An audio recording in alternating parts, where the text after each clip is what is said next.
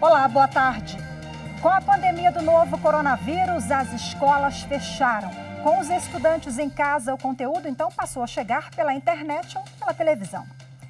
Hoje, no Dia Internacional da Educação, a gente vai falar sobre as dificuldades que os brasileiros enfrentam quando o assunto é ensinar neste novo cenário.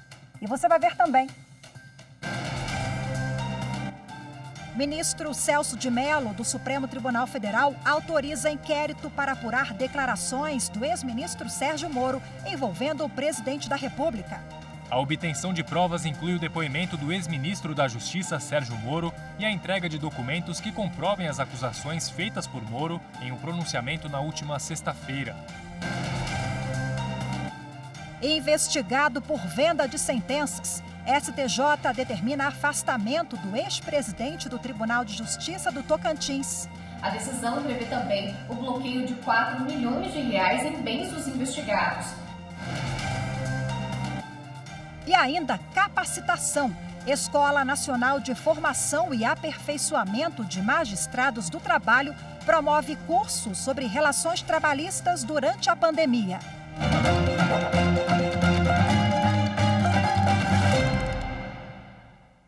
A Procuradoria-Geral da República deve começar a investigar as acusações feitas pelo ex-ministro Sérgio Moro contra o presidente Jair Bolsonaro. A abertura do inquérito foi autorizada pelo ministro Celso de Mello, do Supremo Tribunal Federal. E quem traz mais informações sobre esse inquérito é o Gabriel Ciafrei, que conversa agora ao vivo com a gente. Gabriel, conta como é que foi essa história, dá um remember mais ou menos para a gente do que se trata esse inquérito. Boa tarde para você. Oi, Rafaela, boa tarde para você, boa tarde a todos que assistem ao Jornal da Justiça. Pois é, o ministro Celso de Mello, do Supremo Tribunal Federal, aceitou o pedido da Procuradoria-Geral da República, que quer apurar as falas do ex-ministro da Justiça, Sérgio Moro. Na semana passada, em um pronunciamento em que anunciou que deixaria o cargo, o ex-ministro, agora ex-ministro Sérgio Moro, disse que o presidente da República, Jair Bolsonaro, estaria tentando interferir politicamente na atuação da Polícia Federal, ao pedir informações sobre investigações contra a família dele. Moro disse também que não concordou com a exoneração do então diretor da Polícia Federal, Maurício Valeixo. Confira agora todos os detalhes na reportagem. Ao aceitar o pedido de investigação contra o presidente da República, Jair Bolsonaro, o ministro Celso de Mello, do Supremo Tribunal Federal, deu prazo de 60 dias para que a Polícia Federal procure provas dos supostos crimes que, segundo a Procuradoria-Geral da República, teriam sido praticados. São eles falsidade ideológica, coação no curso do processo, advocacia administrativa, prevaricação, obstrução de justiça, corrupção passiva privilegiada, denunciação caluniosa e crimes contra a honra. A obtenção de provas inclui o depoimento do ex-ministro da Justiça, Sérgio Moro, e a entrega de documentos que comprovem as acusações feitas por Moro em um pronunciamento na última sexta-feira. Na mesma decisão em que autoriza a abertura de inquérito, o ministro Celso de Mello destacou que uma punição do presidente da República só é possível se os supostos crimes tiverem relação com o mandato. E ressaltou que ninguém está acima das leis. Se a Procuradoria-Geral da República apresentar denúncia contra Jair Bolsonaro, a Câmara dos Deputados ainda precisa decidir se inicia uma ação penal contra o presidente da República. Caso o ex-ministro da Justiça, Sérgio Moro, não apresente provas do que disse no pronunciamento, também pode ser indiciado. O governo publicou hoje no Diário Oficial da União as nomeações do novo ministro da Justiça e do diretor-geral da Polícia Federal. André Mendonça deixa a Advocacia-Geral da União para assumir a pasta da Justiça e Segurança Pública. Já Alexandre Ramagem sai da ABIN, Agência Brasileira de Inteligência, e assume o cargo de diretor-geral da Polícia Federal. André Luiz Mendonça é pós-graduado em Direito pela Universidade de Brasília e funcionário de carreira da Advocacia da União desde 2000. Em 2011, ele criou e coordenou um grupo dedicado à recuperação de recursos desviados por corrupção e conseguiu devolver bilhões de reais aos cofres públicos. Com a atuação, ele conquistou a categoria especial do Prêmio Inovare, que identifica e divulga as melhores práticas exercidas no âmbito do Poder Judiciário. Antes de assumir o cargo de advogado-geral da União, Mendonça atuou como corregedor-geral da AGU entre 2016 e 2018. No lugar de André Mendonça, José Levi Melo de Amaral Júnior assume a Advocacia Geral da União. Alexandre Ramagem é delegado da Polícia Federal desde 2005.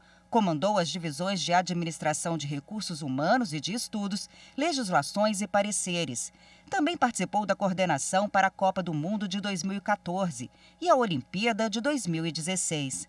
Ramagem foi segurança do presidente Jair Bolsonaro durante a campanha eleitoral dele em 2018, quando então se aproximou mais do presidente.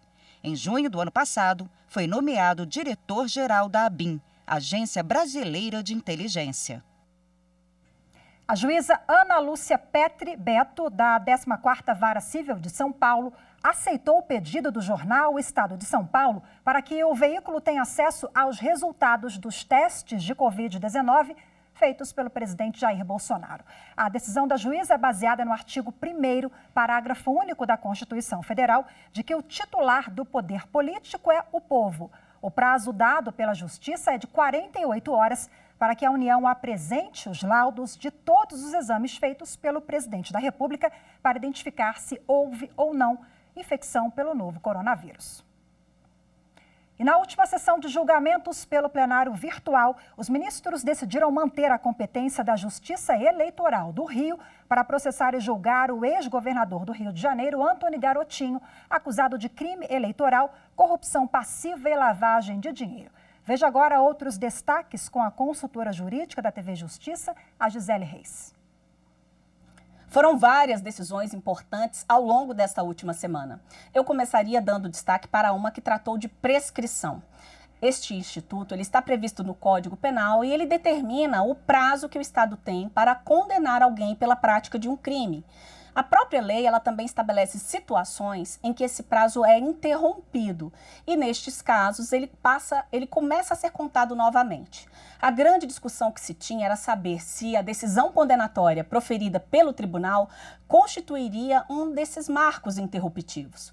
Havia uma divergência entre a primeira e a segunda turma. Foi por esta razão, inclusive, que o ministro Alexandre de Moraes decidiu encaminhar esse caso para ser analisado pelo plenário.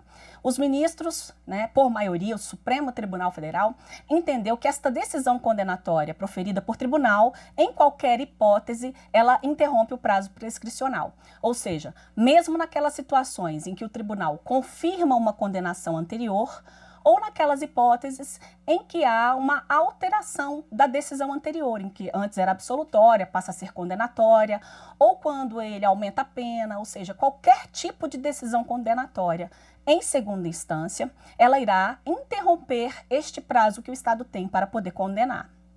Um outro destaque é sobre a reabilitação. A reabilitação está prevista também no Código Penal e também no Código de Processo Penal. O ex-deputado João Paulo Cunha, que foi condenado a mais de 6 anos de detenção pelo STF na ação penal 470, que ficou conhecida como Mensalão, requereu ao Supremo este instituto, alegando que ele já cumpriu toda a pena, que a pena que foi imposta, inclusive, já foi declarada extinta pelo próprio STF. Os ministros, à unanimidade, decidiram conceder ao ex-deputado a reabilitação. O efeito prático desta reabilitação é que todas aquelas informações relativas ao processo e relativas à condenação, elas passam a ficar sob sigilo e não constarão, por exemplo, se houver um pedido de antecedentes criminais. A próxima decisão que eu vou falar, ela interessa principalmente aos profissionais liberais. O caso foi discutido num recurso extraordinário, com repercussão geral reconhecida, e ele questionava a constitucionalidade de um dispositivo do Estatuto da Ordem dos Advogados do Brasil, do Estatuto da Advocacia. O Estatuto previa a suspensão do advogado inadimplente. Aquele advogado que não pagasse as anuidades, ele seria suspenso do exercício profissional. Os ministros entenderam que esse tipo de sanção ela é uma sanção política em matéria tributária e isto não está de acordo com a Constituição, foi por isso que esse trecho da lei foi declarado inconstitucional. Essa decisão ela não vale apenas para os advogados, mas vale para todos aqueles profissionais que estejam vinculados a um conselho de classe. Não significa dizer que esta dívida não deverá ser paga, não é isso. Supremo, essas anuidades, elas devem continuar sendo pagas, existem os meios corretos para que isso seja cobrado do profissional liberal. O que não pode é haver a suspensão em razão dessa dívida decorrente da anuidade. O Supremo Tribunal Federal vai decidir se a presença de símbolos religiosos em prédios públicos vai contra o Estado laico brasileiro. Os detalhes com a repórter Viviane Novaes. Os ministros vão analisar um recurso extraordinário sobre uma ação civil pública do Ministério Público Federal sobre a retirada de símbolos religiosos, como imagens e crucifixos de locais de grande visibilidade e atendimento ao público nos prédios da União e no estado de São Paulo. O Tribunal Regional Federal da Terceira Região em São Paulo havia considerado a presença dos símbolos uma reafirmação da liberdade religiosa e de respeito aos aspectos culturais da sociedade brasileira. Mas o Ministério Público Federal entrou com o recurso no Supremo, alegando ofensa a trechos da Constituição. O caso é de repercussão geral, ou seja, vai valer para todos os casos semelhantes na Justiça. E a seguir, vamos falar sobre acesso à educação. Um desafio que fica ainda maior quando o isolamento social provocado pela pandemia. É daqui a pouco no próximo bloco. Até já. Justiça, para mim, é quando se dá oportunidade para que todas as pessoas de classes sociais, raça, sexo, sejam tratadas da mesma forma.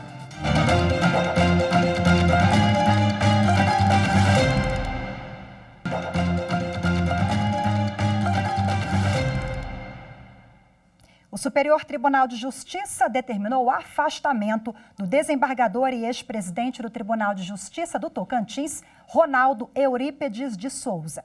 O magistrado é investigado por venda de sentenças. Além do desembargador, o STJ pediu o afastamento do assessor dele. A decisão prevê também o bloqueio de 4 milhões de reais em bens dos investigados. A Polícia Federal cumpre ainda 7 mandados de busca e apreensão. A Operação MED 7 apura esquema de venda de sentenças no Tribunal de Justiça de Tocantins e o uso de laranjas para receber dinheiro ilegal. Entre os crimes cometidos estão corrupção ativa, corrupção passiva, lavagem de dinheiro, organização criminosa e tráfico de influência. E hoje, pela primeira vez, a terceira turma do Superior Tribunal de Justiça vai realizar uma sessão extraordinária por videoconferência com transmissão pública. A partir das 2h da tarde, os ministros vão analisar processos cujo julgamento foi suspenso por pedidos de vista. No site do STJ, você encontra a lista dos processos e o link para quem quiser acompanhar a sessão. Essas sessões de julgamento por videoconferência estão permitidas no STJ em caráter excepcional durante a pandemia da Covid-19. A lista com os processos que serão julgados está disponível no site do STJ. E hoje é comemorado o Dia Internacional da Educação. Um bom momento para se refletir sobre as dificuldades que o país enfrenta neste setor e que ficaram ainda mais difíceis com o isolamento provocado pela pandemia. Educação, um direito que está previsto logo no início da principal lei do país, a Constituição Federal. Mas garantir esse direito não é tarefa fácil. No ano 2000, o Brasil assinou com 164 países o compromisso de melhorar a educação e reduzir o analfabetismo, além de aumentar o acesso de crianças de até 5 anos à pré-escola. 15 anos depois, o documento avaliou que houve avanços, mas ainda era preciso mais investimento no setor por parte dos países. Segundo o INEP, Instituto Nacional de Estudos e Pesquisas, o Brasil tem investido 6,6% do PIB, que é a soma de suas riquezas na educação. O valor equivale a mais de 100 bilhões de reais, um pouco a mais que o estabelecido no último acordo. Segundo alguns especialistas, o Brasil gasta muito, mas gasta mal. E por isso o acesso à educação ainda é difícil, principalmente nas regiões mais pobres e distantes do país. Problemas como falta de transporte e escolas precárias ainda são constantes. E agora, com a pandemia, esse acesso está ainda mais difícil. Por causa do isolamento social, pelo menos por enquanto, as crianças precisam aprender em casa. Uma mudança que não afeta apenas elas. Os pais precisam acompanhar de perto um processo que antes muitas vezes ficava apenas na sala de aula. Uma dificuldade que a dentista Ludmila Tavares, mãe da Isadora de 5 anos, está enfrentando. A filha está num dos períodos mais importantes da vida escolar, a alfabetização. A gente conseguir manter a criança todos os dias com essa rotina, né, de estudos, concentrada e motivada, tem sido bem difícil, bem complicado. A dificuldade encontrada pela Ludmila pode ser ainda maior entre as famílias mais pobres do país. Muitos pais que agora precisam orientar os filhos não tiveram acesso à educação. Além disso, nem todos têm internet em casa, um obstáculo a mais para o ensino à distância. Foi pensando nisso que a TV Justiça fechou uma parceria com a Secretaria de Educação do Distrito Federal. Todos os dias, pela manhã, o conteúdo produzido pelos professores da rede pública é levado para os alunos que estão em casa há mais de um mês. Com essa pandemia do coronavírus, nós tivemos que nos reinventar enquanto alunos, professores, enquanto escola. Tivemos que aprender novas tecnologias, novas ferramentas para a gente poder entrar na casa do aluno e assim contribuir para o processo de ensino-aprendizagem. A mudança não foi só para quem está no ensino fundamental. João Carlos Aragão é estudante universitário e está se dividindo entre trabalho, família e estudos online. É bem difícil para a gente, porque a gente tem que sair do trabalho, larga o serviço às 6 horas da tarde e tem que vir correndo para casa, porque a aula começa às 7 horas da noite. E em casa é um pouco difícil você concentrar em casa, porque é bebê chorando, é cachorra latindo, enfim, conseguir concentrar é bem difícil. Na prática tem sido de fato bem complicado. E quem conversa com a gente agora pelo Skype sobre esse novo cenário, o ensino brasileiro, durante o período de pandemia da Covid-19, é o presidente do Conselho Nacional de Educação, o Luiz Roberto Lisa Cury, que já está conosco aqui direto do Skype. Muito obrigada pela disponibilidade, seja bem-vindo ao jornal, doutor Luiz. Eu que agradeço, muito obrigado pelo convite. Esse é um tema dos mais relevantes para o Brasil hoje. Bom, a Lei de Diretrizes e Bases da Educação Básica, ela diz que o ensino deve ser presencial. Nesse momento de excepcionalidade, em virtude da pandemia, há essa autorização, então, para o ensino à distância e, na prática, como é que pode ficar isso, tendo em vista que o Brasil vive essa dificuldade de não ter acesso à educação, muitas famílias, né, de baixa renda, que dirá a internet. Um desafio, né? Exato. Olha, veja, tanto a LDB, a Lei de Diretrizes e Bases, quanto o decreto presidencial que regulamenta, indicam a perspectiva de ofertar a educação básica à distância em casos de emergência, etc. Esse é um caso de emergência, não é? Com exceção à educação infantil, tá certo? Então, e, obviamente, é muito difícil nós imaginarmos a educação à distância para séries iniciais, né, para o processo de alfabetização, né, como é muito difícil para a educação infantil, a pré-alfabetização.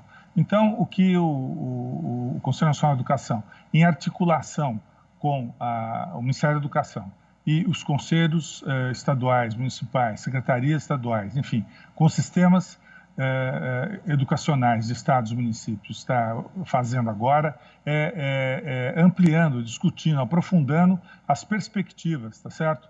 De organização de ensino não presencial, de forma a garantir para aquelas séries possíveis, especialmente Fundamental 2 e o ensino médio, a perspectiva de continuidade do ensino por meio de ações não presenciais. A educação à distância pode ser classificada como uma educação mediada por sistemas de informação e comunicação, por tecnologias de informação e comunicação. A educação não presencial pode se dar com aulas gravadas, transmitidas pela TV, com suporte de rádio, com suporte de material, não é, que faz com que a escola chegue nas famílias, chegue nas residências. Não é? Há uma série de ações sendo organizadas nacionalmente e o Ministério da Educação organizou uma série de portarias e ações e até uma medida provisória que, digamos assim, ampliam o processo de gestão, não é? Seja da reposição dos conteúdos, dos objetivos de aprendizagem previstos, inclusive, na Base Nacional Comum Curricular. O Conselho agora vem, com essa base dada pelo Ministério da Educação, vem discutindo com os conselhos qual a melhor forma de atuar, respeitando sempre a autonomia dos conselhos, respeitando as diversas situações de acesso Os acessos são obviamente, não uniformes no país, não é? Existem escolas em aldeias, escolas ribeirinhas, escolas em periferias de grandes centros urbanos. Esse acesso tem que ser, digamos assim, cautelosamente verificado para que não haja, digamos assim, mais discriminação no processo de oferta da educação não presencial. Isso cabe à interação das redes, isso cabe à interação das redes, isso cabe a uma forte interação entre, digamos assim, medidas criativas e amplas de geração de acesso. É claro que nós não vamos consertar e conseguir tudo, mas eu acho que é importante ter em mente que a ideia nossa, do conjunto de entidades envolvidas nesse processo, especialmente o Ministério da Educação, o Conselho Nacional de Educação, conselhos estaduais, conselhos federais, o Conselho de Secretários Estaduais, o órgão de dirigentes municipais de educação, o DIME, o Conselho, o CNE, enfim, o Ministério, os conselhos, nós estamos muito preocupados em minimizar esse impacto e garantir, ao menos que haja uma mobilização de acesso à continuidade do aprendizado com qualidade e que esse aprendizado possa, a critério de um processo avaliativo de cada conselho, de cada rede de ensino, de cada sistema de ensino, possa ser aproveitado como item a não ser reposto. Aquelas atividades que não forem, digamos assim, possíveis de reposição, ao menos ajudam a mobilização, ajudam o acolhimento, numa fase muito difícil das crianças em casa, com as famílias, no sentido de manter a mobilização e o espírito, digamos assim, da presença da escola viva nos ambientes. Isso é muito importante, especialmente para a educação infantil. A educação infantil, é óbvio, é muito mais proposição de atividades gerenciadas pelos pais do que propriamente atividades que possam ser repostas. Mas essa é uma questão que tem a ver com o limite dado pela LDB e também com a perspectiva de organização de cada uma das redes. O CNE está fazendo um trabalho amplo de justamente flexibilizar ao máximo o acolhimento dos direitos ao aprendizado. Isso é muito importante para que também o retorno às aulas não dê sob pressão dessa dificuldade de continuidade do aprendizado. Muitas dessas atividades, especialmente no Fundamental 2 e no ensino médio, poderão ser, digamos assim, convalidadas, poderão ser validadas, tá certo? Doutor Luiz Roberto... Se não 100%, mas pelo menos uma parte. Doutor Luiz Roberto, imagina, desculpa a interrupção, infelizmente... Não, eu falei demais, mas é só para dar uma ideia geral. Infelizmente, o nosso tempo é curto, mas é bom que o senhor esclareceu vários pontos, várias dúvidas sobre esse assunto, que de fato a gente precisa se adaptar à excepcionalidade, Muito obrigada mais uma vez, eu conversei aqui ao vivo com o presidente do Conselho Nacional de Educação, o Luiz Roberto Lisa Cury. Obrigada, boa tarde. Eu que agradeço, obrigado. E você vai ver a seguir, Escola Nacional de Formação e Aperfeiçoamento de Magistrados do Trabalho promove curso sobre relações trabalhistas durante a pandemia. Eu volto já já. Poder organizar o Estado, organizar a sociedade e dar à sociedade direitos iguais a todos.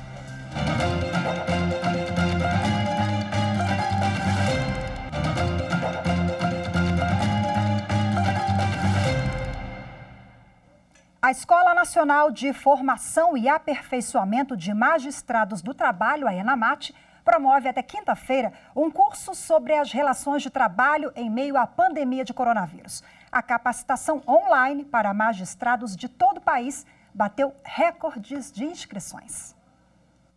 Desta vez, o encontro é diferente. Magistrados de todos os tribunais regionais do trabalho do país assistem pela tela do computador ao curso de formação que trata de questões trabalhistas em meio à pandemia da Covid-19. Na abertura do curso, a diretora da escola, ministra Dora Maria da Costa, destacou que esse é um momento único na história da ENAMAT. Em momento de proibição de encontros presenciais, procuramos nos reinventar. Buscamos, nessa medida, atender às necessidades de capacitação dos magistrados numa época sem precedentes, com inúmeras mudanças normativas ocorrendo diuturnamente. Como se sabe, o governo federal tem editado uma série de medidas provisórias a fim de regular as relações de trabalho diante dessa situação de excepcionalidade. O número de juízes inscritos é o maior de toda a história da ENAMAT para uma única turma em um curso específico. São 627 magistrados de vários pontos do país. As recentes medidas provisórias editadas pelo governo federal, as tutelas provisórias na Justiça do Trabalho durante a pandemia e o mandado de segurança ante a legislação de crise são alguns dos assuntos abordados nas aulas. No primeiro dia do curso, os estudantes assistiram à palestra da presidente do Tribunal Superior do Trabalho e do Conselho Superior da Justiça do Trabalho. A ministra Maria Cristina Peduzzi resumiu as principais mudanças normativas promovidas pelo governo federal desde o início da pandemia e observou que o TST já se pronunciou a respeito de alguns pedidos liminares que chegaram ao tribunal relacionados a essas alterações. A presidente também abordou as medidas adotadas até o momento pela Justiça do Trabalho devido à necessidade do isolamento social, como a suspensão dos prazos processuais até 4 de maio e chamou atenção para um dado positivo, a produtividade do TST nesse período. A prestação judicional e que mais concilia. Então, no TST, nós tivemos de 17 a 27 de março, um aumento de 38% da produtividade em relação ao mesmo período de julgamentos gerais. E em número de processos distribuídos, nesse período, 25% a mais do que no mesmo período de 2019. Então, cresceu o número de processos. O primeiro dia do curso de formação continuada também teve a participação do professor Dr. Fred Souza Didier Júnior, que fez uma reflexão sobre a autonomia da vontade no direito do trabalho. O curso de formação continuada de magistrados sobre as relações trabalhistas em meio à pandemia do coronavírus está sendo transmitido pelo canal da ENAMAT no YouTube e continua até quinta-feira. E o Jornal da Justiça, a primeira edição de hoje, fica por aqui. Mas logo mais a gente tem um encontro marcado no programa especial Coronavírus, daqui a pouquinho na sequência. Eu espero você até já já.